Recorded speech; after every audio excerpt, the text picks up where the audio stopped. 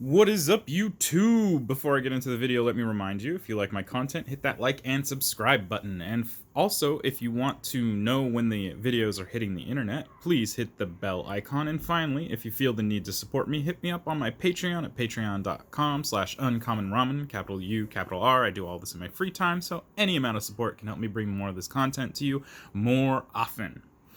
Alright, today's deck tech is going to be a Neera Wild Mage deck, and I decided to make it Chaos. So if you ever want to lose your friends, this is a fantastic build to follow. And we'll take a look right into all the details, but before we do so, Neera Wild Mage is a 6 cost. 4 a blue and a red for a 2/7 body.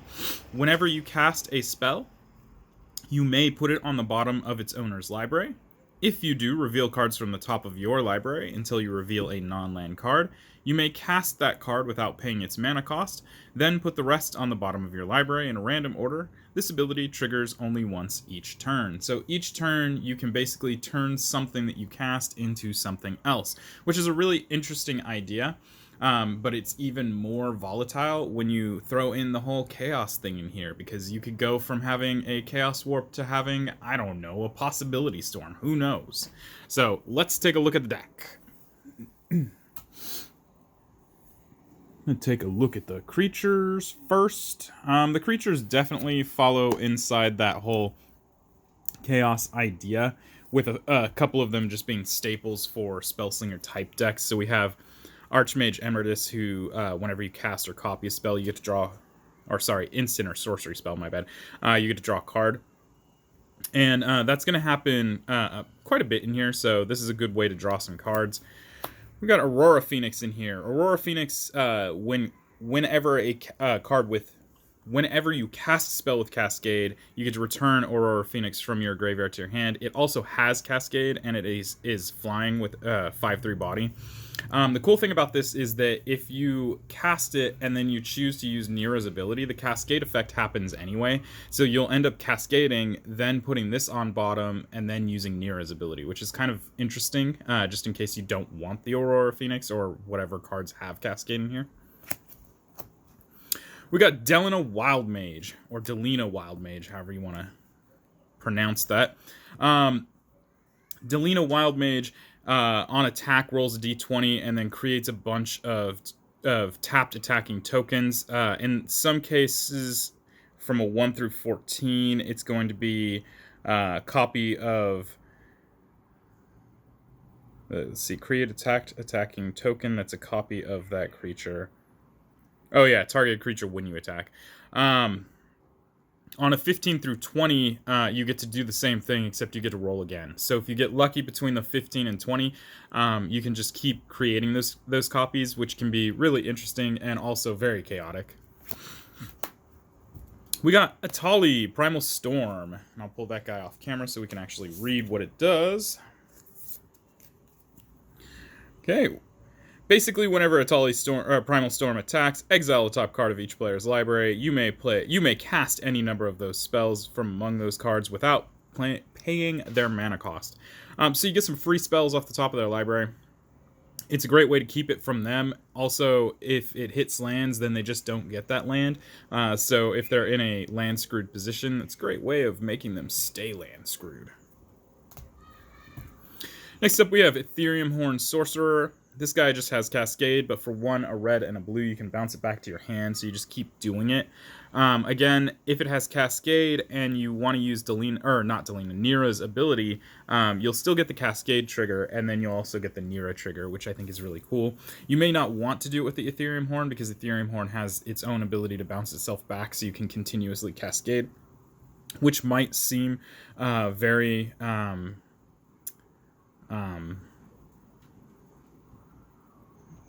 I don't remember the word I was going to use for that, but it's a good ability.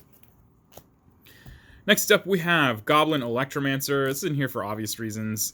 You instants and sorceries you cast cost 1 less to cast, so that's very cool.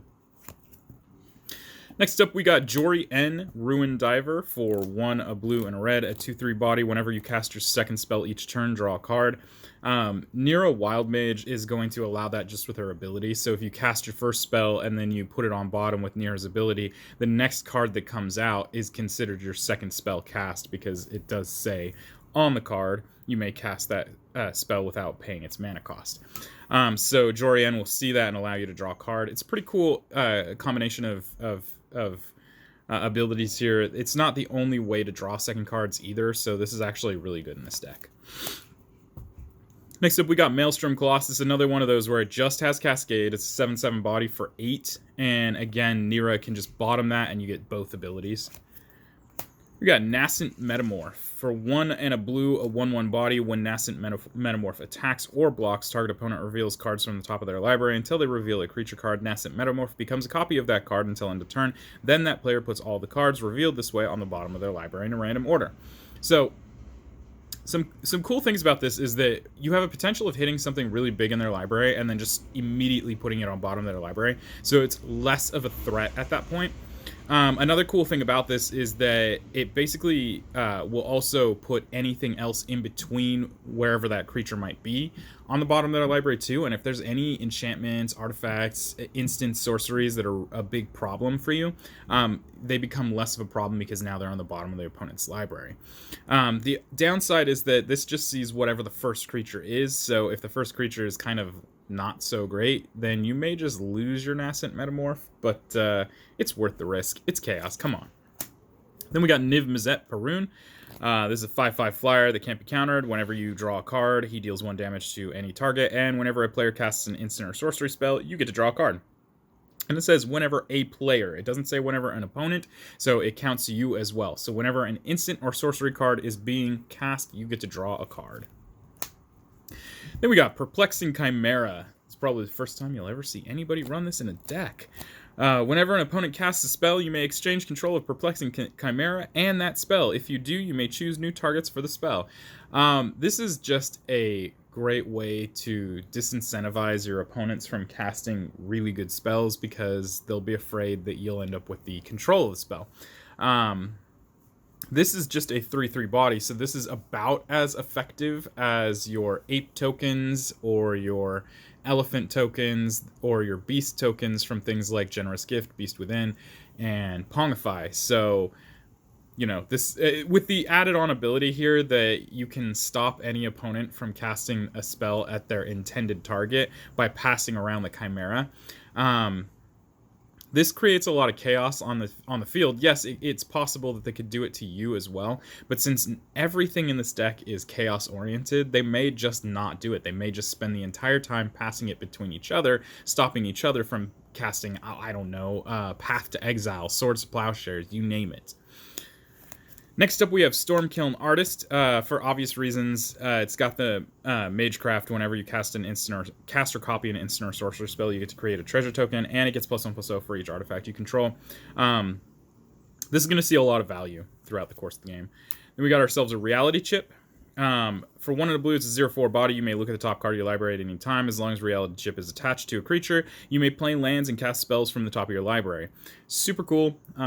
The attachment ability to play spells and lands from the top of your library is also really good, and it lends to the whole chaos of everything that's going on. Not to mention, who knows what kind of nasty spells you can find on the top of your library that aren't in your hand. Reconfigures for 2 and a blue. Then we got Wildfire Devils. I think this is second to last card here. Wildfire Devils. This guy says whenever Wildfire Devils enters the battlefield and at the beginning of your upkeep, choose a player at random. That player exiles an instant or sorcery card from their graveyard. Copy that card. You may cast it without paying its mana cost. Yeah, so we get some extra value out of your opponent's instants and sorceries. Very cool. And then last but not least, we have Yusri, Fortune's Flame. What kind of chaos deck would be complete without a coin flip mechanic of some sort? It's flying 2/3. Whenever Yusri, Fortune's Flame, attacks, you get to choose a number between 1 and 5. Flip that many coins. For each flip you win, you draw a card. For each flip you lose, you take 2 damage. And if you won all 5 flips, you can cast spells from your hand this turn without paying their mana cost. It's a cool way to draw cards. It does have a potential of really hurting you, up to a potential of 10 damage, which is scary.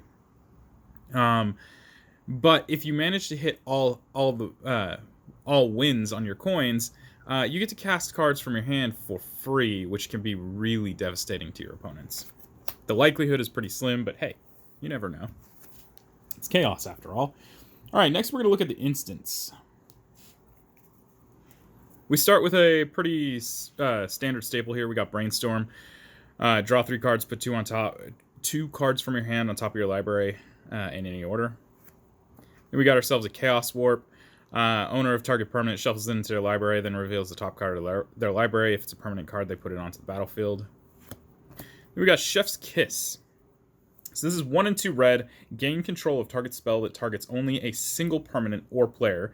Copy it, then reselect the targets at random for the spell and the copy. The new targets can't be your permanents, you or permanents you control. I love this card because it's a great way not only to get something away from creatures. It's kind of like a deflecting SWAT in a sense, but it also straight up copies it. So you get 2 instances of whatever it is that you're stopping, and it can't target you ever again. So these 2 instances are just going to be the bane of your opponent's existence at that point. Next up we have Consider. These are pretty standard cantrips. 1 blue, look at the top card of your library. You can put that into your graveyard and draw a card. Then we got ourselves a counterspell. Pretty simple, 2 blue, counter target spell. We got a lightning bolt for 1 red, deal 3 damage to any target. We got Opt. For 1 blue, you get to scry 1, then draw. We got Otherworldly Gaze, which allows you for 1 blue to look at the top 3 cards of your library, put any number of them into your graveyard, and the rest on the back on top of your library in any order. It has flashback for 1 and a blue. We got ourselves Pongify. Destroy target creature. It can't be regenerated. That creature's controller gets a 3/3 green ape creature token. We got Reality Shift. You exile target creature. Its controller manifests the top card of their library.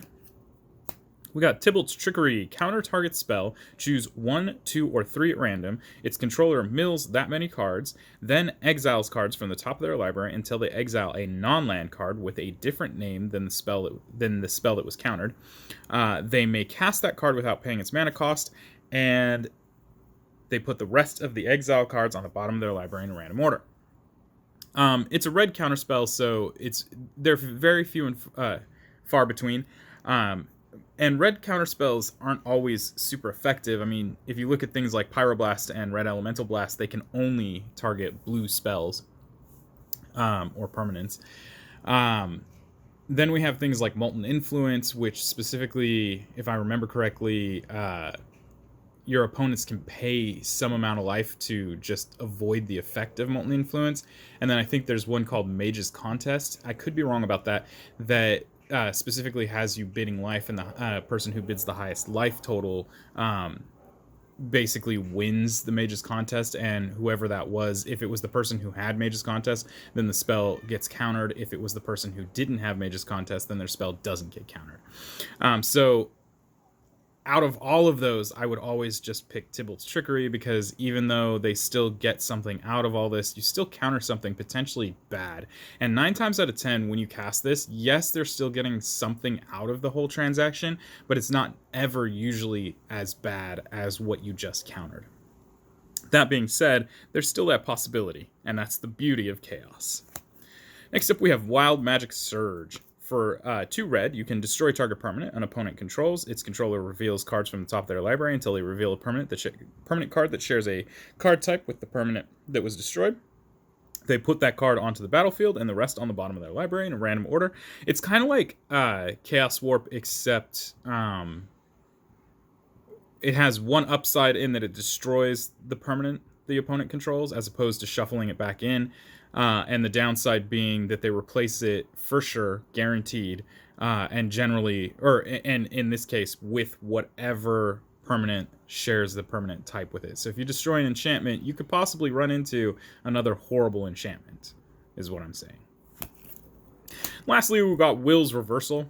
For 2 in a red, choose target spell or ability with 1 or more targets, roll a d20, and add the greatest power among creatures you control. On a 1 through 14, you may choose new targets for the spell or ability. On a 15 plus, you may choose new targets for that spell or ability. Then copy it and do the same thing. Again, this one has a lot of feel to it like Chef's Kiss does. Except this one specifically says 1 or more targets, so you can actually hit a greater range of things, with the downside being that the only way you know if you copy the spell is if you roll high enough on a d20 to do so. I don't think that's a huge downside, and with the rest of this deck being the way it is, it's a really cool card to just have in here and cause chaos. Next, we're going to take a look at sorceries, and the sorceries are a lot more chaotic. All right, starting with Blasphemous Act, just a board wipe, standard red board wipe. Then we got Chaotic Transformation. For 5 in a red, you're going to exile up to 1 target artifact, creature, enchantment, planeswalker, and land, or land. And then for each permanent that was exiled this way, its controller is going to reveal cards from the top of their library until they reveal a card that shares a type with it, and then put that card onto the battlefield and then shuffle. So this is like a Wild Magic Surge, only way, way bigger. It hits at least one of each type of permanent, and it can be devastating if the land specifically is something the opponent needed in play to bring, say, let's say you get a Urborg Tomb of Yawgmoth, and that suddenly now devalues their Cobble Coffers, or, you know, any numerous situations where this card can get really disgusting. Next up, we have Creative Technique for 4 and a red. You can this card has Demonstrate, so when you cast it, you may copy it. If you do, choose an opponent that also copies it. Shuffle your library, then reveal cards from the top of it until you reveal a non-land card. Exile that card and put the rest on the bottom of your library in a random order. You may cast the exiled card without paying its mana cost. So you can actually cast this a potential of 4 times, as long as you allow each of your opponents to cast it 1 time as well. And it's a chaos deck, so really, honestly, there's no downside to having them do that, because really the whole point of this is to create a whole bunch of chaos and see what happens. And as we get deeper into the deck, you'll see how a lot of that allowing your opponents to do things, especially with value like this, kind of doesn't matter as we go in. We have Mind's Desire. For 4 and 2 blue, shuffle your library, then exile a top card of your library until end of turn. You may cast that card without paying its mana cost. This has Storm. It costs a lot to have Storm, but we have cost reducers in here, so there's a potential you could cast this for cheaper and actually get multiple casts out of this because of the Storm ability. Otherwise, it's just good on its own. Just being able to do essentially Possibility Storm or Creative Technique ability without, you know, any other downside to it. We got Order of Succession for 3 and a blue. Choose left or right, starting with you and proceeding in the chosen direction. Each player chooses a creature controlled by the next player in that direction. Each player gains control of the creature he or she chose. This is so funny to play. I've played this a couple times, and every time it benefited me so well. You might think trading your creature to somebody else is a bad idea. Well, I've played this when I didn't even have a creature to trade. So you just get something for nothing. And a lot of the time, the creatures that you have in play aren't all that great to begin with. So trading them isn't that big of a deal, and it still creates the chaos that you need. So this is hilarious in this deck. Then we got Ponder for 1 blue. Look at the top 3 cards of your library, then put them back in any order. You may shuffle your library, and then you draw a card. We got Preordain. You scry 2, then draw a card. We got Reality Scramble for 2 and 2 red. You can put target permanent you own on the bottom of your library. Reveal cards from the top of your library until you reveal a card that shares a card type with that permanent. Put that card onto the battlefield for the rest, or put the rest on the bottom of your library in a random order. It has Retrace, so this is kind of like a Chaos Warp, except it's on you specifically. And you can retrace it, so you get to use it twice. I think this is a really interesting card because there are tons of times where you have cards that are either dead or in the process of dying, or they're so oppressive that they're actually slowing the game down or hurting you in the process, and this is a great way to get some value out of those cards. Then we got Scrambleverse for 6 and 2 red. For each non-land permanent, choose a player at random. Then each player gains control of each permanent for which he or she was chosen. Untap those permanents. This is the ultimate chaos piece. This piece right here allows you to take every non-land permanent on the table and reassign it to somebody else. Sometimes you'll end up with the same stuff that you had before, but more often than not, you're just going to end up with a whole board of things that just don't make sense.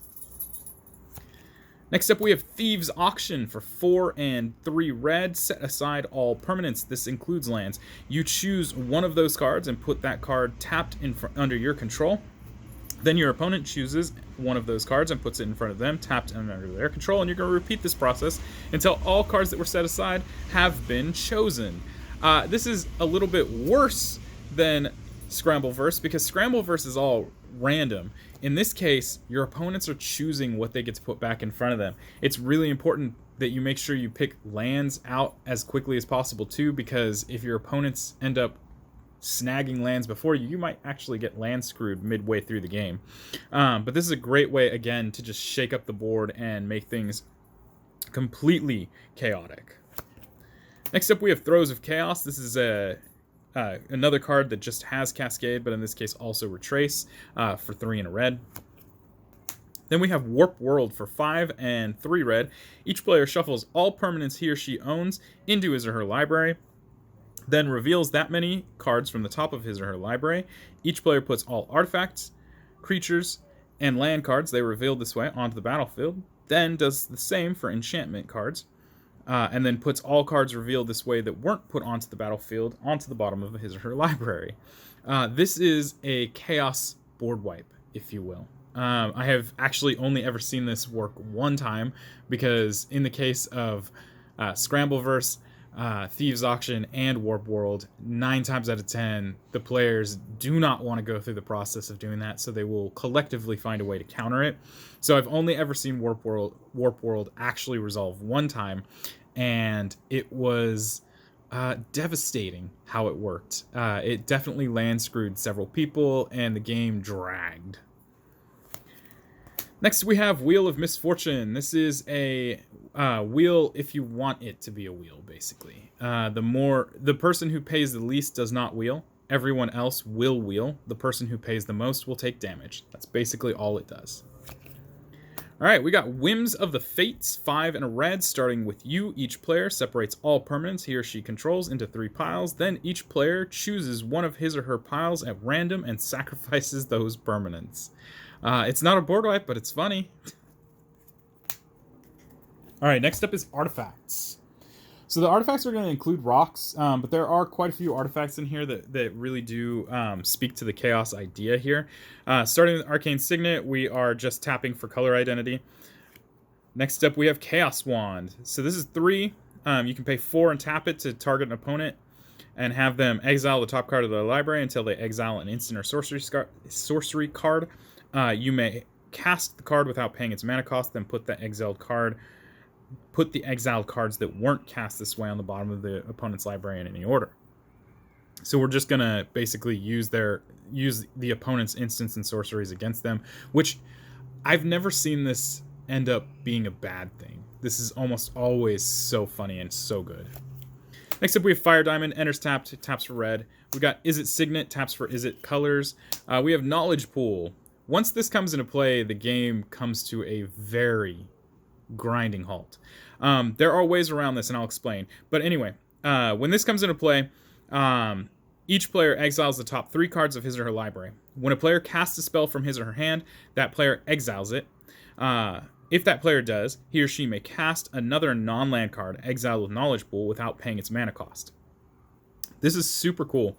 So it does on here say that you would cast one of the non-land cards from exile with Knowledge Pool without paying its mana cost, which means that Neera actually does see that. So you can actually then bounce that card right to the bottom of whoever's library that controls the spell, and then just get a Neera trigger. So that's the way around doing that, which allows you a little bit more advantage than your opponents. And again, because you're playing major chaos stuff, anything that gets exiled with this is likely to be a chaos piece. Your opponents are likely not to touch it. So they're working with the 9 cards amongst them that they exiled to try and figure out how to win the game, while you have the freedom of continuously going through your deck. Not to mention, there are ways, like I said, where if this card just seems like it's slowing the game down too much, you can just use things like Reality Scramble or Chaotic Transformation or something like that to fix the situation, if you will. We got Mind Stone, taps for colorless, or you can tap 1 and it sacrifice it and draw a card. We got Scroll Rack for 2. You can to play it, you can pay 1 and tap it to exile any number of cards from your hand face down, then put that many cards from the top of your library into your hand, then look at the exiled cards and put them on top of your library in any order. It's kind of like a weird Sensei's Divining Top sort of thing here. Just like Sensei's Divining Top, these kind of cards are much better if you follow up by shuffling your deck. But it's just a cool way to get cards into your hand that weren't normally going to be there. Got Soul Ring, 1 for 2. Talisman of Creativity, taps for colorless or red and blue if you pay a life. Got Thought Vessel, so we don't have a maximum hand size, taps for colorless. Then we have Wand of Wonder. So you can tap 4 in this to roll a d20, and each opponent exiles cards from the top of their library until they exile an instant or sorcery card. Then shuffle the rest of the cards into their libraries. You may cast up to X instant and or sorcery spells from among cards exiled this way without paying their mana cost. 1 through 9, X is 1. 10 through 19, X is 2. And then on a natural 20, X is 3. So just a really cool way, again, to cast things that you shouldn't be able to cast, and also get those cards away from your opponents, especially if they're disgusting. Then finally, we got Wizard's Spellbook for 7, which is 5 and 2 blue. You can tap it and exile an instant or sorcery card from a graveyard, not just your graveyard, any graveyard. Roll a d20 and activate only... Roll a d20, you can only activate Wizard's Spellbook as a sorcery. On a 1 through 9, you get to copy that card. You may cast the copy. On a 10 through 19, you get to copy the card. You may cast the copy by paying one colorless rather than paying its mana cost. And on a natural 20, you can copy each card exiled with Wizard's Spellbook. You may cast any number of those copies without paying its mana cost. All right, now we're moving into the enchantments. The enchantments hold a lot of very interesting, fun things that this deck is going to enjoy, starting with an Arcane Bombardment. Whenever you cast your first instant or sorcery spell each turn, exile an instant or sorcery card at random from your graveyard, then copy each card exiled with Arcane Bombardment. You may cast any number of those copies without paying their mana cost. This can get really crazy with things like Chaos Warp, Chaotic Transformation, Tybalt's Trickery, you name it. Because this is basically going to just recast those without paying their mana cost and cause so much chaos. Next up, we have Confusion in the Ranks, 3 and 2 red. Whenever an artifact, creature, or enchantment comes into play, its controller chooses target permanent another player controls that shares a type with it and exchanges control with those permanents. So anything you thought you were playing, you're just not playing. So you have to play smart and play the cards that you don't necessarily need yourself, that you don't care if your opponent has, so that you can take something that they have that you really do want. It just makes you think about Magic in a different way. Next up, we have Eye of the Storm, 5 and 2 blue. Whenever a player plays an instant or sorcery card, remove it from the game. Then that player copies each instant or sorcery card removed from the game with Eye of the Storm. For each copy, that player may play the copy without paying its mana cost. It's kind of like Arcane Bombardment, except it hits everybody. And that's just really cool. Next up, we have Grip of Chaos, 4 and 2 red. Whenever a spell or ability is put onto the stack, reselect its target at random if it has a single target. Again, just a great way to make sure that everybody that's playing something may have to choose something completely different from what they were planning on choosing. Then we got Hive Mind. Whenever a player casts an instant or sorcery spell, each other player copies that spell. Each of those players may choose new targets for his or her copy. So you have to be really careful about what instants and sorceries you play, because your opponents are going to get a copy of it. Next up, we have Mind's Dilation. Whenever an opponent casts their first spell each turn, that player exiles the top card of their library. If it's a non-land card, you may cast it without paying its mana cost.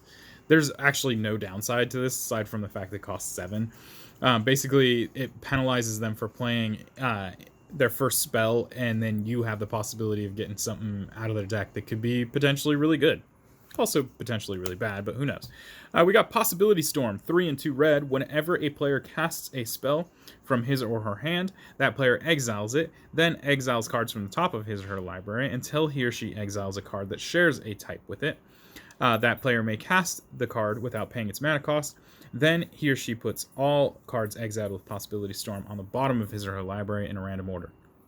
So whatever spell you were going to cast, you are not going to cast. It's going to randomly select something else to play, which potentially can be really interesting in just about any type of game. But with this chaos going on, it's going to be really reckless, you could say. Then we got Share the Spoils for 1 and a red. When Share the Spoils enters the battlefield or an opponent loses the game, exile the top card of each player's library. During each player's turn, that player may play a land or cast a spell from among the cards exiled with Share the Spoils. They may spend mana as though it was mana of any color to cast a spell. When they do, exile the top card of their library. So you have a collective pool of cards that you all can choose from. You can cast those cards at any point in time. If you do so, you have to replace it with another card from your library.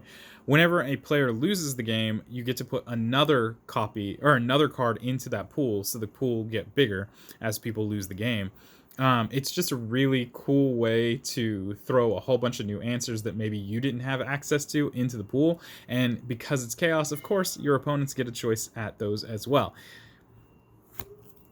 Next up, we have Shared Fate. So Shared Fate is pretty simple. You do not have a draw step anymore. Instead of drawing, you're going to choose an opponent and exile the top card of their library. And you are going to be able to play that spell as though it were in your hand, as long as it remains in exile. The only downside here is that you still have to pay the right mana for it. So if it's colored mana and you don't have the right colors for it, then you do not get to play the card. So this is just a really cool way to grind the game to an absolute halt as everyone tries to find an answer from other people's decks to get rid of Shared Fate. Meanwhile, again, you can just do the whole Neera thing and keep playing your deck without any problem. Finally, we have Wild Evocation for 5 and a red. At the beginning of each player's upkeep, that player reveals a card at random from his or her hand. If it is a land card, that player puts it onto the battlefield. Otherwise, that player casts it without paying its mana cost, if able. I don't know why it says if able. I feel like, well, I guess if it doesn't have the right targets. So yeah, Wild Evocation just says at the beginning of your upkeep, you get to play a card at random from your hand, right? Reveals a card at random. Yeah, from your hand. And it's anybody. So again, super chaos. Especially if you're playing against somebody who's playing Eldrazi. That could be really bad. But it is what it is. So our only Planeswalker in this deck is going to be Ral Zarek. For +1 target permanent. Tap target permanent, then untap another target permanent. Just a way to untap lands if you need to, or just untap blockers and also tap down your opponent's blockers. Or lands, for that matter. For -2, Ral Zarek deals 3 damage to any target. So he's a bolt. For -7, you get to flip 5 coins, then take an extra turn after this one for each coin that comes up heads. Can't really go wrong with that. If you're lucky and you get 5 heads, then that's 5 extra turns. And that point, your opponents might just scoop. Who knows?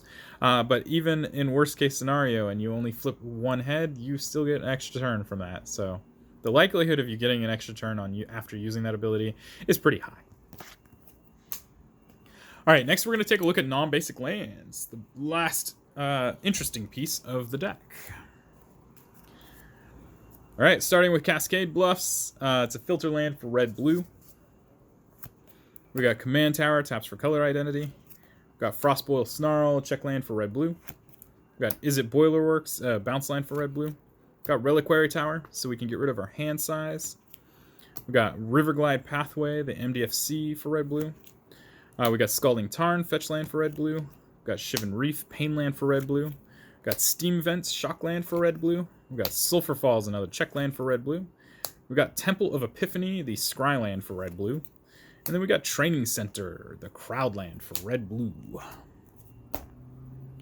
And finally, we got our basic lands here, starting with 1, 2, 3, 4, 5, 6, 7, 8, 9 islands.